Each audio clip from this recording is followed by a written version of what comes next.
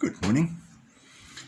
On this Thursday morning, it's the reading that we come across is rather one of my favorite ones. It's a reading about the apostles and the disciples gathered in the upper room out of fear of the Jews, because obviously they themselves were also concerned about what was going to happen to them. I mean, after all, they'd been following Jesus, and look what happened to him.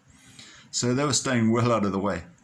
And the message came through. The disciples who had met Jesus on the road to Emmaus came through and said, "We've seen the Lord, we've seen the Lord." So, well, yeah, good story. Yeah, we're not convinced.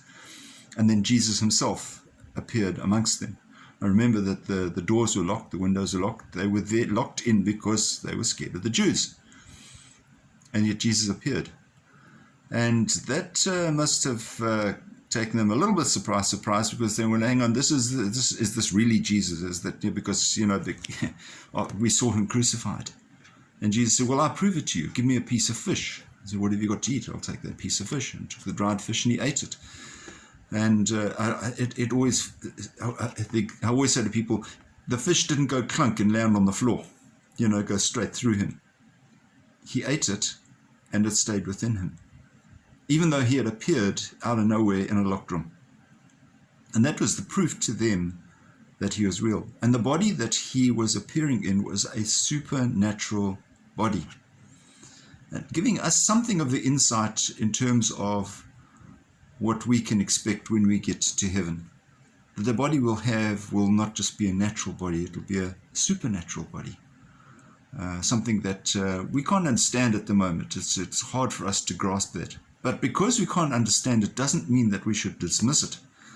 And it's put into our readings today, especially so that we can grasp it and say, well, this is the reality, that we are going to encounter a supernatural existence. And it's beyond our comprehension, certainly beyond the comprehension of the apostles at the time.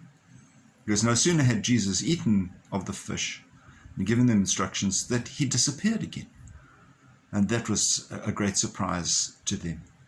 So let us at this time acknowledge that there are things about our faith and our religion that we may never be able to comprehend because they are beyond our ability to understand. But just because we can't rationalize them doesn't mean that they are not real. So rational thinking isn't necessarily the test. We need to move beyond that and say, well, I cannot comprehend it, and yet I still believe. That's faith. May you have a wonderful and beautiful day, and keep safe. God bless. Bye-bye.